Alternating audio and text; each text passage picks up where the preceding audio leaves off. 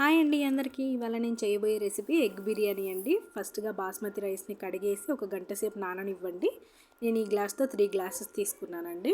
అలాగే ఒక పెద్ద సైజ్ ఆనియన్, ఒక పెద్ద సైజ్ టొమాటో, 2 మిర్చి అండి కట్ చేసి పక్కన పెట్టేసుకోండి. నేను ఇక్కడ 6 గుడ్లు ఉడకపెట్టుకున్నానండి. పక్కన పెట్టేసుకుందాము. వీటిని ఒక ఆయిల్లో కాసేపు వేయించుకొని పక్కన పెట్టుకుందామండి.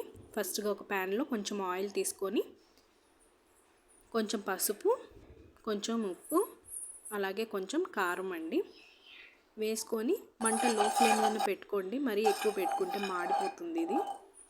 ఇప్పుడు ఉడకబెట్టుకున్న గుడ్లన్నీ వేసుకొని ఒక 2 మినిట్స్ వేయించుకుంటే సరిపోతుందండి. టేస్ట్ బాగుంటాయి ఎగ్స్.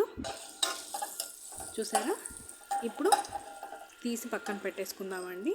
ఇలా వేగనివ్వాలి. వాటికి ఘాట్లు కూడా పెట్టుకుంటే బాగుంటుందండి. చూడండి, నేను ఇలా కట్ చేసి పెట్టుకున్నాను.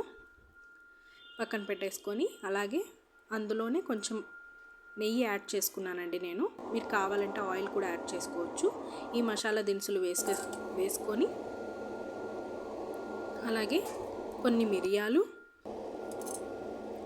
కొన్ని వేసుకోండి, సరిపోతాయి. 2 లవంగాలు, అలాగే కొంచెం షాజీరా అండి. షాజీరా వేసుకుంటే టేస్ట్ చాలా బాగుంటుంది. ఇప్పుడు మంట లో ఫ్లేమ్లోనే పెట్టుకొని ఆనియన్స్ వేసుకోండి. బాగా వేగనివ్వండి. ఎంత వేగితే అంత మంచి టేస్ట్ వస్తుందండి ఆనియన్స్. అలాగే మిర్చి వేసుకొని బాగా కలుపుకోండి.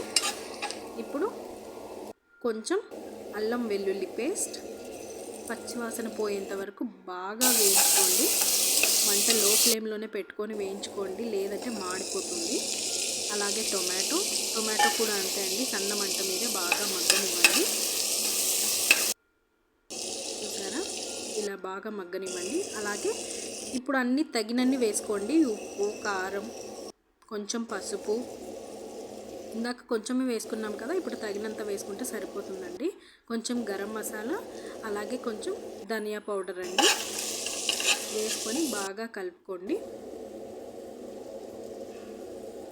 ఇప్పుడు పెరుగు అండి. పెరుగు మెయిన్గా వేసుకోవాలండి. మెయిన్ ఇంగ్రీడియంట్ పెరుగు అండి. పెరుగు లేకపోతే టేస్ట్ ఉండదు అసలు. పెరుగు వేసుకుంటే మీకు మంచి గ్రేవీ వస్తుందండి. చూసారా? బాగా వేసుకొని ఆయిల్ పైకి తేలేంత వరకు సన్న మంట మీదనే వేగనివ్వండి. చూసారా? బాగా వేగిపోవాలండి. పెరుగు బాగా మిక్స్ అయిపోవాలి. ఇందులో మసాలా అంతా పట్టాలి. చూసారా? ఆయిల్ అంతా ఇలా పైకి రావాలండి. ఇలా వచ్చాక వాటర్ వేసుకుందామండి. బాస్మతి రైస్ తీసుకున్నాను కదా, 1కి 1.5 గ్లాస్ అయితే సరిపోతాయండి వాటర్. వేసుకొని ఎసురు పెట్టేసుకుందామండి. బాగా బాయిల్ అవ్వాలి వాటర్. చూసారా? ఇలా బాయిల్ అవుతుండగా వడకట్టిన బియ్యాన్ని మొత్తం అందులో వేసేసుకుందాము. వేసుకొని ఒక్కసారిగా అలా బాగా కలిపేసి మూత పెట్టేసుకొని హై ఫ్లేమ్ మీద ఒక్క 5 మినిట్స్ కాదండి, 3 మినిట్స్ అయితే సరిపోతుంది. హై ఫ్లేమ్ మీద 3 మినిట్స్ పెట్టేసుకోండి. మళ్ళీ ఒకసారి క్యాప్ తీసేసి చూసారా, ఒక్కసారి అలా కలుపుకోండి. మళ్ళీ లేదంటే అడుగంటిపోతుంది. ఇప్పుడు ఉడకపెట్టిన ఎగ్స్ కూడా దానిపైన వేసేసుకొని 10 మినిట్స్ అండి మూత పెట్టేసి అలా పెట్టేస్తే అయిపోయిందండి. ఇంతే సింపుల్గా ఎగ్ బిర్యానీ.